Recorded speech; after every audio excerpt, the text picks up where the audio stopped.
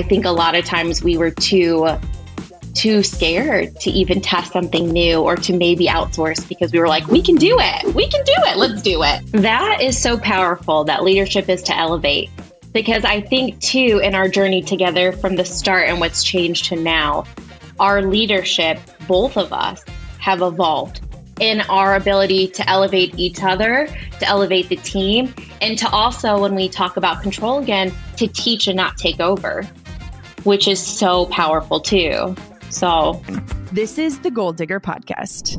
This episode, I'm actually so excited to record, and I am bringing on my BFF in the biz, my counterpart, my partner in crime, Marisa. Welcome to the Goal Digger Podcast. It's so good to be back. Thank you for having me. I mean, we have so much to fill people in on, which I think is going to come in an episode coming soon. But we had this really fun idea to talk about all the different things that have changed over the years, because in reflecting, so much has changed. And I think that for so many business owners out there, there are things in your life right now that feel like absolutes, that feel like you will never or I will always. And as we've been continuing to grow side by side over the last 5 years in so many different ways, it was actually kind of fun and funny to talk about all the different ways that we've transformed. And I say we because both of us have transformed so much. And so we're going to kind of poke a little fun at it, talk about some of the things that have shifted, and also just kind of unpack some of the ways that we have either overcome challenges, challenged one another, or really just become more of who we probably always were. So are you ready to dive in? Let's get into it. Okay. So let's paint the picture real quick for people of where we were at, like life-wise and business-wise, when you first came on the scene. So Marisa joined the team 5 years ago. Now, if you can do the math, I have a 5-year-old. So it was literally like coming fresh out of maternity leave. I will never forget that stage of my life. Whenever I think of that stage of my life, Marisa, I have this visceral image of me sitting in that tiny closet where I recorded my podcast, opening up my computer, trying to get quiet, feeling so overwhelmed and wondering, what am I supposed to do today? Like, I had a million things I needed to do, and I would crack open my computer in that like postpartum stupor and be like, I have no idea where to begin. And most of our podcast listeners, if you've listened for a long time, you might recall this episode that I recorded with Dean Graziosi way long ago, where he brought up the topic of traction and rocket fuel, these different operating systems within a business. And he brought up this term integrator. Marisa, talk about when you came on this scene, kind of what the role was. And it has dramatically shifted and evolved. And also, I was not ready for the role. So talk to me about that. So I think what's so cool is we met both at a time when you were going through transition. I was also going through transition. So I think we were both like, what in the heck is going on? But we're going to figure this out. And so when you had posted the position, and obviously I was like, yes, we can rock this together. And you brought up rocket fuel. I hadn't heard of it before. And so getting into the role of integrator, I was like, this is what I was meant to do. So let's freaking do it. But then as I got into the business, I think I recognized that we were both at a place where we really were just going to start from scratch and like figure it out. Like, yes, we had a roadmap of what an integrator and a visionary was, but we were not at a place where like the business or brand was at a place where we could fully dive into those roles yet. And so I think one of the most beautiful things about our beginning is that we started at the bottom, but then got to build out these roles as we continue to like build out the brand too. Yeah. So like, that's one of my favorite things about the beginning, but I remember that too, with where you were and now being a mom myself. Yes. I think back of like, oh, I feel that even heavier because you don't get it truly until you step into that role yourself. Yes. And so now thinking back and being like, okay, just feeling that emotion too of like where you were in life. Like it was a lot going on. I'm glad you brought that up because I was actually recently just talking to one of my friends who just became a mom for the first time, who's also an entrepreneur. And she was just talking about there's this like push and pull of like you wanting to prove that you are the same person you always were before you became a mom. And then there's this huge shift in you of like priorities change, time changes, like all the things change. And I don't know about you, you and I always joke, but I'm like, our brains together create like one really epic full brain because between us, we've been through many pregnancies and all these different things, right? And it's like, we're always feeling a little half-mass on these days when we're juggling kids and life and all these things. And so it's such a precious time that you entered into the scene, but it was also such an interesting time for my identity, I think, because I was learning how to loosen the grip, and it was really hard for me. It was so hard for me. And so it was like, I want help, but not in that way. But I want help, but I need help, but I want help, but not, and it's like, it's kind of, I think most people here, if they have a partner in their life and they ask their partner to do something and their partner does it not in the way that they wanted them to, like, it's like that push and pull. And so it's beautiful to see how far we've come. And so, okay, when we were outlining this episode, you came up with so many great ways that we have shifted. Now, I want to kick off with one of them that I think has been so transformative, and you have initiated it from day one, which is having a project management system. So if we think back to my visceral memory of sitting in the closet, opening my computer, knowing I have a million things to do and not even knowing what to do, you came in literally day one and you were already offering solutions. I will never forget our conversation at Starbucks where we were looking at different project management systems and you're like, this one is the prettiest. I like this one. This one looks like this. Let's talk about systems because I feel like that has been probably the greatest way I have shifted as this quote visionary and creative person. Walk me through that.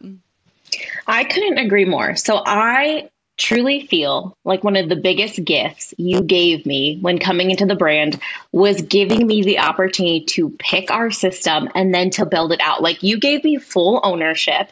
And I think for anyone who is at a place where they are trying to implement a new system or they don't currently like the one they have and they have an ops person or a project manager, being able to relinquish the control of like needing to make the decision of what the tool is, like allowing them to select what works best and then to bring you into it, bring the team into it, build it out, like such an incredible experience because then I truly got to own. And when I came in, and I say this with like glee of like the Google Docs galore that we had, like the docs, like it, we just had things in a lot of different places and we needed to start by siloing them together and building out a repository and getting buy-in from the team to also start building into that too. And so such an incredible gift that you allowed me to have that control and experience. But B, I'm just so proud of you. And I said that to you before, but just the way in which you've grown of like when I came in again, we did not have a platform like this. We were not into a place where like I was handling your tasks or to do or so forth, or like managing all those pieces. And Monday has allowed us to expand in a way where you are able to, I hope, get to the end of the day and see exactly what you've been able to accomplish and feel good about that. We're also able to manage the team in that way, but also, again, having resources available to everybody, which has, in my opinion, totally increased our efficiency and productivity when doing our launches and campaigns and so forth. So, oh my gosh, so much. So cool. So we use Monday.com. Marisa chose it, so she gets like the gold star for that one. We have a code Jenna loves Monday.com, and you can kind of see what it looks like and how we use it. But now, and the thing that I think is so cool about your leadership is that you have got every single person on the team's buy-in on one platform. And I think that is really hard to do, especially because we have a lot of contractors, right? And so it's really easy to like internally be like, hey, for the 5 people on the team, this is what we're doing now. But we have gotten everybody on it. Everyone's bought in, everyone's using it. And so it is just so game changing. And I think that the biggest difference between now and 5 years ago is that 5 years ago, to me, having like a project management system, it almost felt stressful to me because I was used to like, if I joined someone else's like Asana workboard or like Basecamp or whatever it was, I would get these like email notifications and they'd add anxiety to me. Like I was behind on something or I needed to do something, like, oh my gosh, I'm getting another notification. And so I had a lot of these like preconceived notions. And I think that so many founders consider themselves to be so creative and they just want to flow. And that project management is just going to be like the most unsexy thing. And what we've realized is that like it gives you so much more space and time and bandwidth and whiteness to be creative because you have that structure in place. And so when I think about 5 years ago, sitting in Starbucks, had no systems, had everything in documents, was constantly searching for documents, whether they were in Dropbox or Google Drive or saved on some old hard drive. Like it was not a system. It was not feasible. And so much time was wasted. And so project management, I would say, I think is like the number one game changer. And to me now, it feels so freeing. It feels so amazing to like open my computer and see exactly what I need to get done, to not feel like the person that's holding everybody else up. Because if you are a founder, and even if you have one team member and they're just constantly waiting on you, but you don't know what they're waiting for, you are losing time, you are losing money, and you're also losing your brain. Like it all goes together. So I love that.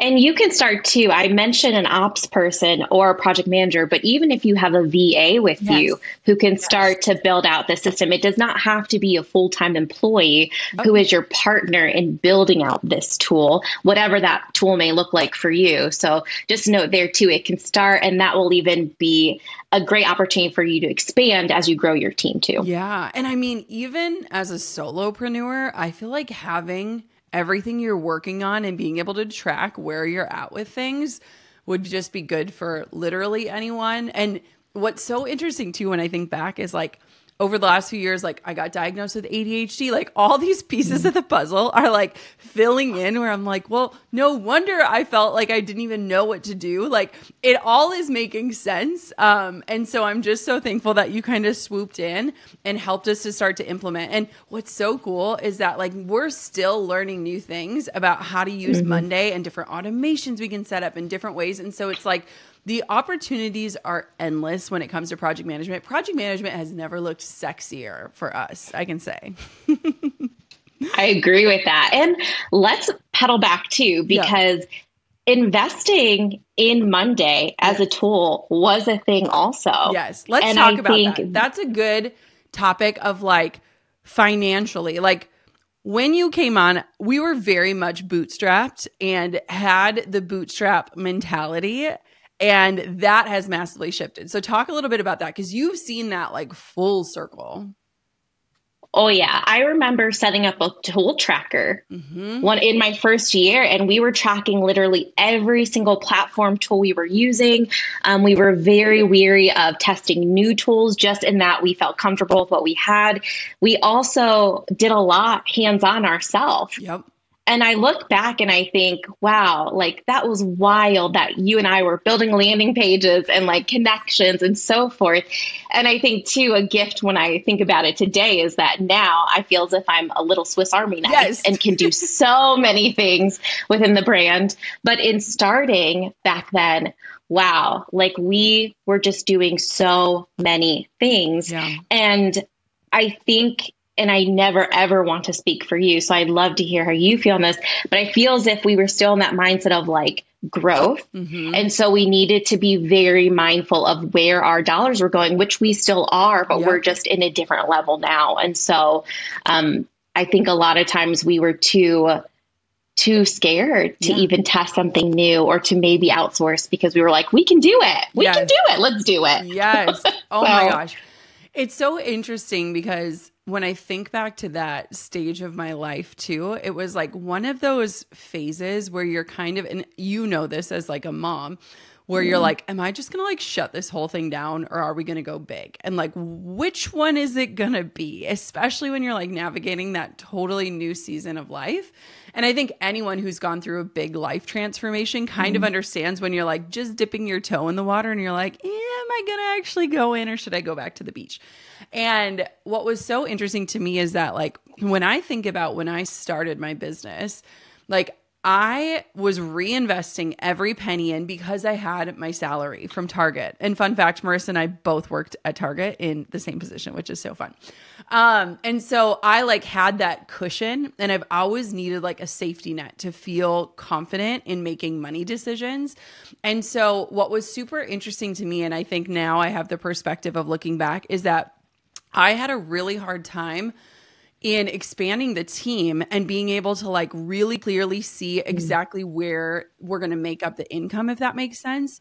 And so for me, it's really interesting because, and I still deal with this today. Like we're still going through right now with contractors and different like things that we're testing out. And I'm like, if I can clearly say like this investment is going to yield to this result, I have no problem. But when I have struggles connecting the dots, it can get really hard for me to like be confident in the investment. And so it's so interesting because I'm listening to a book, Buy Back Your Time by Dan Martell. And one of the things he was saying is like, give your team that you trust certain autonomy to make decisions under a certain threshold where you're like, don't even bother me. So like recently I was like telling you and a few other team members, like, make a decision and it's under $500. I don't even need to hear about it. If it's over that, just let me know. But I trust you to make those decisions because there's going to be those things. And for some entrepreneurs, that might be $50 or $100. But a lot of times those things are the things that can stress us out as founders that could be really easily fixed by people that you trust on your team. And so I definitely feel a shift. And I think too, you know, the business has grown, the team has shifted. There's so much more. There's so many more results that just point to like, yes, we are in full alignment and the investments are so worth it. But I agree, we were still in that bootstrap mentality. And what's so interesting is, Marisa, when you joined the team, I had just shot my last wedding 6 months before that. So when you think that like I was still in that stage of my life, I was 20 weeks pregnant shooting a wedding with Coco, and that was like the life I had known. I was very much like transitioning into like the new iteration and the new evolution. It's kind of wild. That is absolutely wild. And I'm really glad too that you noted trust. Yeah. Because that's such an important key piece of that. Yep. And I think too, as I look back, trust has been at the core of growth in so many ways. Yes. And you spoke to it earlier when you talked about relinquishing that control and trusting that I could bring a solution or a tool or a new platform or something that would, you know, pull into our growth and actually like have a positive outcome. That trust in me to make those decisions and to take that action, I think again has been at the core for a lot of the things that we've evolved into. I feel like I've shifted the most with that trust. Oh, I love that. And I think too, we're like so at a stage. Marisa and I were on the phone the other day and like we were talking about different things we wanted to do in the company. And we were talking about like SEO. And I was like, okay, neither of us need to be the SEO experts any longer. Like, and it was just like certain things. And I do think that there is so much beauty in the fact that like you and I really could step into nearly every facet of the brand because at some point or another, we have done that position. And so I think there's a lot of beauty in the ability to lead people through it because you know what they're doing and you've been there and you know how it works and you know what's frustrating about that part or you know what's exciting about that part. And so there is so much beauty. But at some point, you recognize that like leadership needs to elevate, like it needs to rise to the top. And that is not where our time is best spent. And so I also feel like it's almost like we've been in this like elevation over the last 5 years of really recognizing here's where I bring the most value. And it's not in designing web pages, though we can do it. And it's not necessarily in creating the pop-ups, though we can do it. And like it's all these places. And so I think it's been beautiful too, to recognize where each of us adds the most value. And then also to figure out like, which team player can we bring on to help us, to assist us, to like kind of, strengthen them and just widen the family. And I think that's really cool too. That is so powerful, that leadership is to elevate. Yeah. Because I think too, in our journey together from the start and what's changed to now, our leadership, both of us have evolved in our ability to elevate each other, to elevate the team, and to also, when we talk about control again, to teach and not take over. Yes. Which is so powerful too. Yes. And something we're still very much working on. 100%. One thing that I think we should shift into that has changed so much over the last 5 years is communication. And I feel like it has been so cool to see how you and I have evolved. And it's been astronomical, to say the least. And what's so interesting, we can laugh about it now, but we can tell people about it, is like, in the beginning, I feel like we really butted heads because I was not necessarily ready to lose control of this thing I had built, right? To me, it was like, I need the help, but I wasn't ready. And I brought that up. Like, I can so see these places where I wasn't in a place of like, here, take this over. And I also think too, there was such a learning curve going from all the beautiful things that you had done into this brand new digital space. And it's so wild because our communication has gotten so dang good to the point where like we can wake up the next day and be like, I'm so sorry I said that to you yesterday in that way. Or like, I was rethinking the way I phrased that. And like, I actually didn't mean it that way. And we recover so quickly. And we also just know each other's intentions and heart. And like, we also know like the chaos that is likely happening behind the scenes, like when we're quick shooting out text messages or Slacks. And so it's so interesting because I think that when you are bringing up a team, most entrepreneurs, especially if you're a solopreneur or you're a side hustler, you never really imagine yourself managing a team of people, right? That really isn't the vision of entrepreneurship that most of us hold. And yet, as a business grows, as the plans change or the goals grow, your team grows. And so all of a sudden, now your day-to-day is managing humans and not necessarily creating. And I think for a lot of people, that can be really hard. And for me, I was not a great communicator. And I was in a phase of life where like everything just felt frantic, right? Like it was like the baby's sleeping and I'm done feeding. I have 20 minutes. Like, let me shoot all this out and like hope everyone can catch it. It's like spaghetti at the wall. And I feel like you've taught me so much about communication. And it's an area that like we consistently keep working on, but like that has been so much growth. And I would have said I was a good communicator then. And I feel like, no, I was not. That's such a huge compliment. So thank you. I want to honor that. I also want to honor that, yes, we have both grown in this area. And let's reiterate what Jenna said. We did not start here. We have grown here. Yes. So I remember when I accepted the integrator role and listening to Amy Porterfield's podcast with her integrator, Chloe, at the time. And I remember them talking about how they were just BFFs and they were like totally in each other's brains and so forth. And I just remember thinking like, that's exactly how I want to be. Like, I'm just going to come in and we're going to love each other 100%. We're just going to get each other and we're going to do the dang thing and it's going to be great. And I had just set these high expectations about like, I'm going to come in and lead and develop this team, and did not take into consideration myself that from your seat and the entrepreneurial founder seat, that's going to take time. That's going to take trust. That's going to take me showing up consistently and showing you that I can do that. And so that is something I look back on of like, you can expect to like vibe off the first beat, but recognize that it takes time and energy and investment to build this relationship. And then from a communication perspective, to learn from each other and to learn about each other.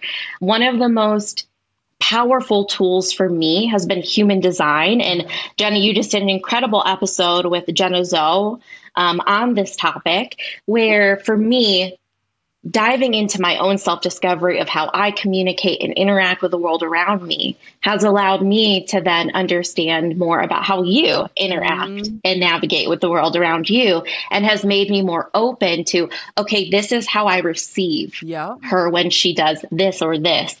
And so now I can communicate, this is how I receive when you do this or this. Yes. And I think being able to again know myself has allowed me to know you better too, and then to shape how I communicate or how I receive or how I then speak to you and the team too. So It's so cool too, because like with human design, like you and I kind of keep nerding out on it.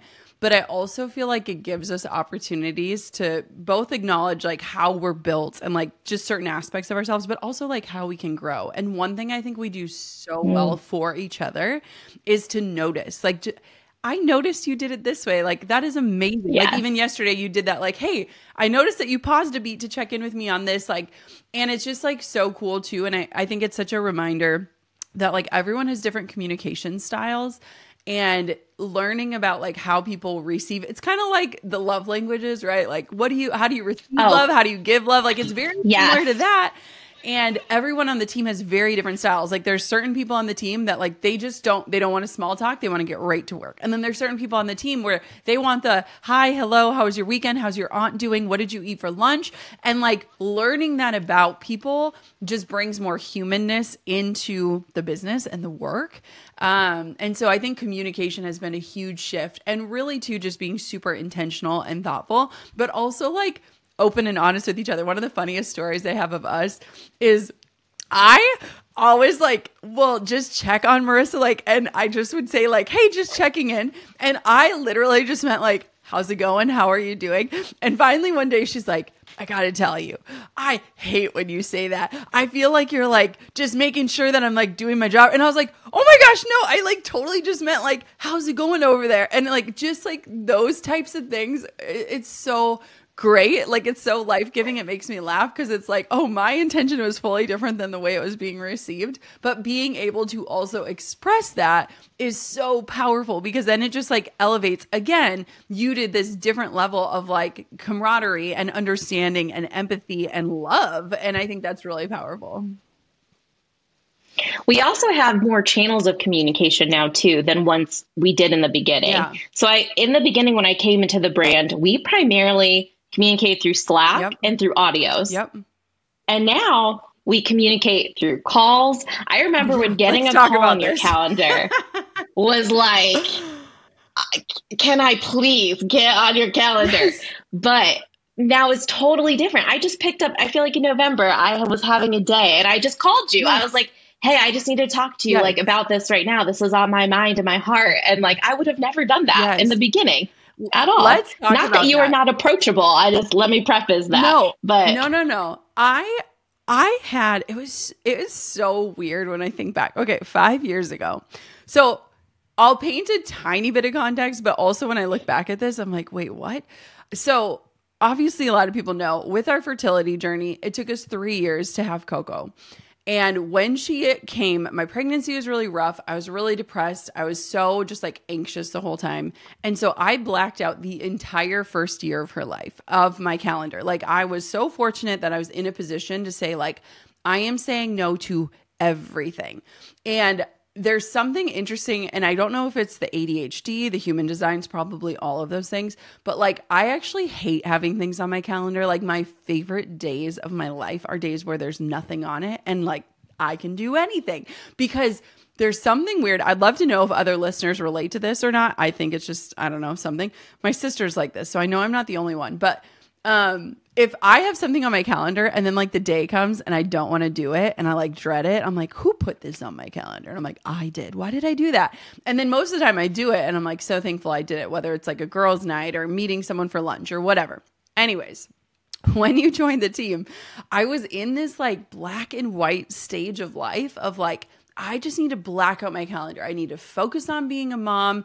If the baby's fussy, like I don't want to be like struggling to get on a phone call. Like I didn't want any commitments to anyone. And there's probably a lot of therapy necessary there to like fully unpack what that maybe was. But it was so black and white. And I remember you being like, so what do you do for team calls? I was like, we don't do them. Like I didn't want anything on my calendar. Like it was just so absolute. And so it's hilarious because today I literally have 6 meetings on my calendar. So things have absolutely changed. And I think though what's beautiful is you brought in this level of like community and collaboration that didn't exist. And when I think of like what an integrator has never been the right word for you, but like that's the only word that I can think of to even encompass it. But when I think about that, it's so beautiful how it brought everyone in. And it's so funny because our team loves each other. When I tell people like we have an all-female team, people are always like picturing like the Bad Girls Club TV show or something, like, I don't know. And I'm like, no, like we really respect each other. We enjoy each other. Like there's something really, really special in it. And so you brought in that collaboration, but like not without resistance from me. Talk a little bit about that. I mean, that is actually really funny. Oh, buddy, there is a lot of resistance. I remember handling partnerships and then wanting to map a campaign maybe 2 months out. And you're like, I don't know where I'm going to be in 2 months. Like, I don't know what I'm going to feel. And I was like, how am I supposed to book this campaign? Right. It was very hard. Yes. It was very challenging to navigate working ahead because we do batch work in this brand. We do get ahead, but it was hard to plan out even further based on that. And it was hard to collaborate sometimes in that way. And if there was like something I didn't understand and I need more context on, it can get cumbersome going back and forth in Slack. So now being able to like, right. So it's like incredible to now have our team calls. We also have our team retreats, which you started when I came to the brand as well, which has been incredible experiences together. And oh my gosh, the best of times. And so, it was a very challenging onboarding in first few years with that mentality. And I'm very thankful that we have evolved past it and that I can pick up the phone randomly if I need to, but also too, like you are so willing and flexible now as well. If we need to like bump something up or communicate through anything, you're always available. Yeah, it's so, I mean, man, I'll look back at that girl. I'm like, whoa. I think there's something, I mean, I really do think I need therapy around this now that we're talking about it. But like, I think there was something in me 5 years ago that like, I think one, becoming a mom, obviously huge shift, but I also just think too, it was like, I was so afraid to like be boxed into anything. And like, when I think about that, it's like, I had so much resistance to like being locked in and committed to anything because I just felt I felt like when I imagine it, I felt like a leaf like blowing around, like, where's the wind going to take me today? And that is not a great way to run a business, let me tell you. Somehow we made it work, but it is so interesting. And it's funny too, because you know, today I have a bunch of calls and I've kind of been working through this year, figuring out what is my rhythm and like what feels good and really creating boundaries around that as well. Like for me, I am now creating, and I've, you know, it's such a privilege to be able to do this, but to say like no calls on Monday, we're taking Fridays off. So Tuesday, Wednesday, Thursday, gonna be a little bit of a grind. If you need to talk to me, it's going to happen on these 3 days, but it's been a really beautiful thing to be able to look at my calendar, look at my rhythm, think about like the energy that I have and different times of the month as a woman and just different things like that, and really honoring that and setting boundaries around that, but being available. And I think that's really cool. But man, have we come a long way. Calendar blocking. Like, who are you? What is this? Oh my gosh. I don't even know.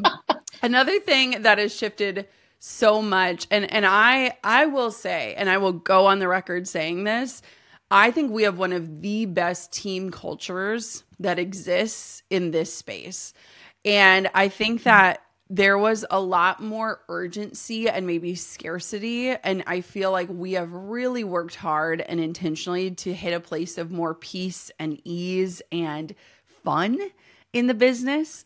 And when I think back to 5 years ago, I think that there was this and it's not desperation, but it was almost like consistently just like trying to figure out like, is this going to keep working? Is this going to keep working? There was like that uncertainty of like, how does this business work? How does it scale? Do I want it to scale? What is that going to look like? Who do we need to do this? And I feel like we have landed in this beautiful place where like we feel like we have the team built out. We have the right people in the right positions. We're constantly working on refining things.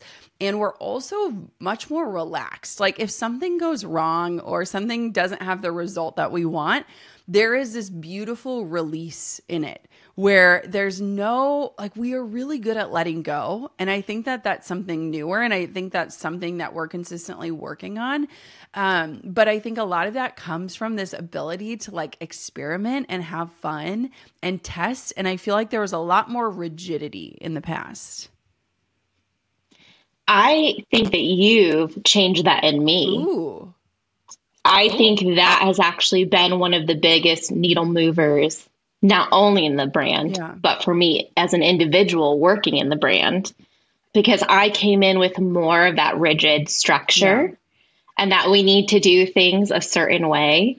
And it would be very hard for me to let go of something that did not go well, or it would be very hard for me to stretch goal it and think, can we really reach this, or experiment? That is not natural for me. And so I think it's been beautiful to see not only how you have interwove that into the brand as a whole, but also how you've, sprinkled that into myself and likely others on the team too. And having that mentality of like, we got this, we can do anything. Let's just test it. Let's try. It's okay. We're not saving lives here. Do you know what I mean? Like it's such a different mentality, and I really feel like it's been a big gift too. I love it. I really do. I think that a lot of times, and I've shared this story before on the podcast, but it's been a while, but when I first learned launching, this is kind of a funny story. I should have written about it in my book. When I first learned launching, so I reached out to Amy Porterfield, who said no, she's not going to teach me how to launch, which she's now my best friend. She sent me to this guy named Rick. Rick sent me to this other person who shall be unnamed this person can teach you how to launch. And I flew to, I think it was like Virginia. I honestly don't even remember what state it was. I spent like 3 days. I stayed at her neighbor's house. Now when I think about this whole situation is very weird. I paid a good chunk of change. What? Did I ever tell you this? I paid a really good chunk of change, and she was helping me map out like my first digital launch ever. And it was for an Instagram program.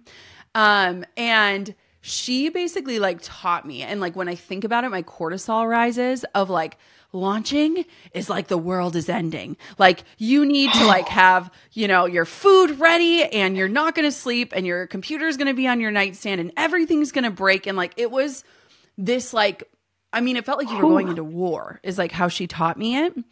And that was like very much her reality. And it was so stressful. And I did this first launch, and she was kind of like mentoring me through it. I honestly don't even know if she's still in the online space. And like texts all times a day, like everything's breaking. This is wrong. We need to shut this thing down. Da, da, da. It was so stressful. And like at the end of it, I was just like, is this even worth it? Like we hit the goal. Sure. That's awesome. But like this, like, I don't want to do this 4 times a year. Like, you know what I mean? Like just visualizing that. And I am really proud of myself for like shaking that off and being like, this is not my story, and this is not how I'm going to do this. And it took me a while. I'll be honest. It took me a while, but it's so interesting. Like when you learn from somebody and like, that's the headspace. And so I do think that like in the last 5 years, like launching is so fun. Things are always going to go wrong. And I feel like we have a very good system of like, whoops, let's recover.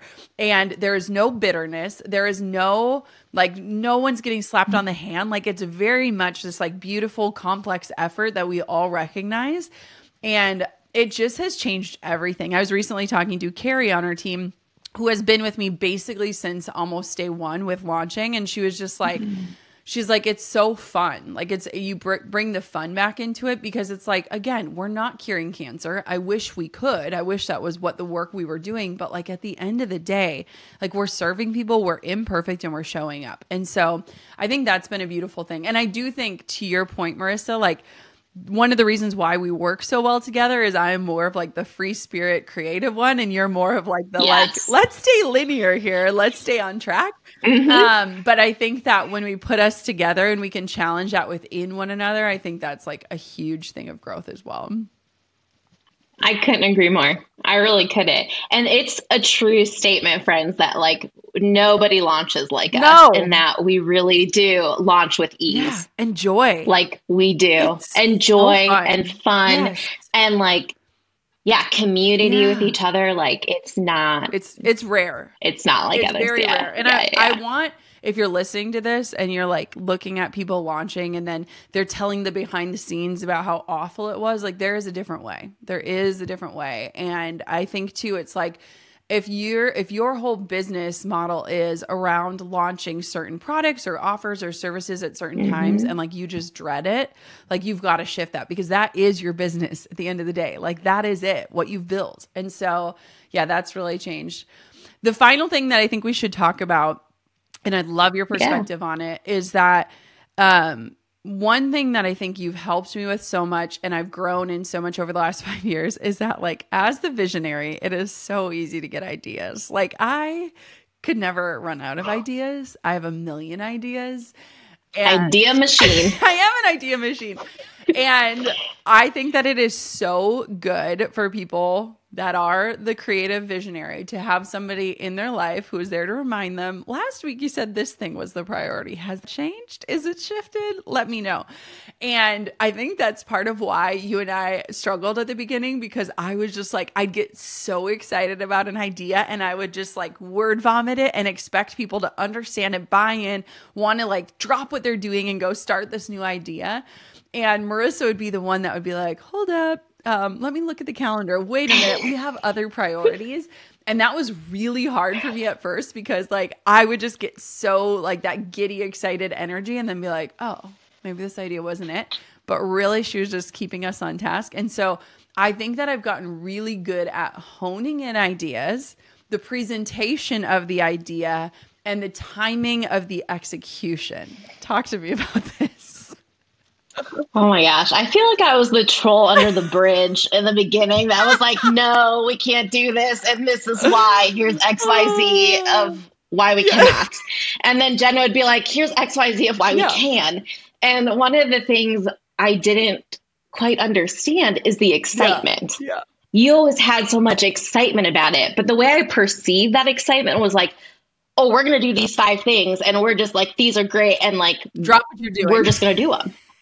Drop it and let's go. And let's like hive mind. And so for me, like my mind very much works in the way that like I go A, B, C, D, and I'm very good at like focusing and prioritizing what needs to happen and thinking through the big picture. And again, why we work so well together is you can give that idea. And then in my mind, I can see, okay, these are literally the steps that need to happen to get us there. And I think something that's beautiful about your human design and being a manifesting generator is that you can totally have these big ideas and you can bring them to fruition and you can make it happen. But sometimes what happens in that design is that you miss some of the details. And so we have to go back and we have to fix them. That's very frustrating for someone like me who's very process oriented, system oriented, who wants to get through all of the dang details. And so we did have some sticking points with you having these beautiful, great ideas. And then me being like, this is not realistic that we can do all of these things. And I need you to figure out what you want. Yes. Oh my gosh. That would be great. Mean, I'm pretty sure my team used to dread when I would like go to masterminds, because I'd come back with like a notebook full of like, and here are the 10 new things we're going to do. And it's so funny because now I come out of them with like clarity that I love what we're doing. Like, you know what I mean? Like I come out of them with like, we don't need to do anything. Like, I feel like we're on the path. And I think a lot of that too is like getting quieter with myself and not adding complexity and not self-sabotaging, which I think a lot of founders do, is like, I want more peace and ease, but I also want exciting and new. And it's like, well, which one is it? And so I feel like we've done such a good job of getting really clear on not just like what do we want the business to look like, but how do we want the day-to-day in the business to feel. And I think that really shifted things. And it also makes like those really like shiny ideas when I start to think like Marisa now, where I'll like put on my Marisa hat and be like, okay, this is a great idea, but if I have to do all of these things, am I willing to do those things? Do I want to really do that? Is that really in alignment with what we want? And it kind of like gives me that pause. And I feel like that even like a 10-second pause before presenting an idea for a creative visionary is like enough to like take a beat and be like, wait a minute. And so, man, we have grown so much. Yes.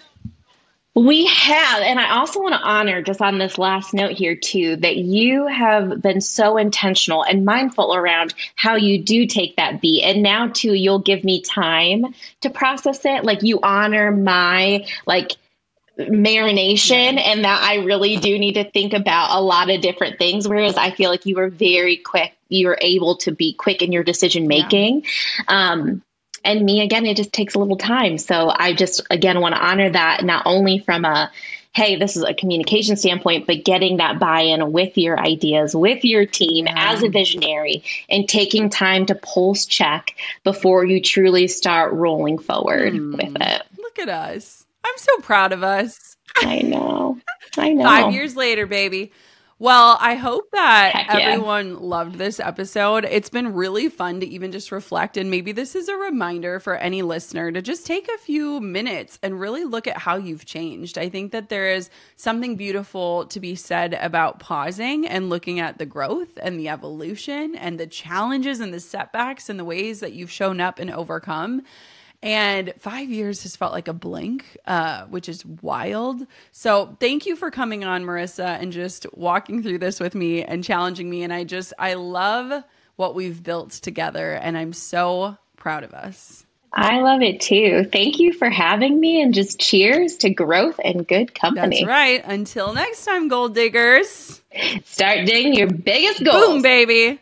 Hey, thank you so much for watching. If you have a quick second, take a second, make sure you're subscribed to my show. And if you love today's marketing tips, tricks, strategies, and life talk, then check out this episode. You are going to love it. You know more than anyone else, couple things. One is that you have to be able to expand your capacity for what you get done if you want to grow. What got you here is not going to get you there, right? So all of the different tricks and tools and techniques that you use to get you to this level, if you want to either grow your team,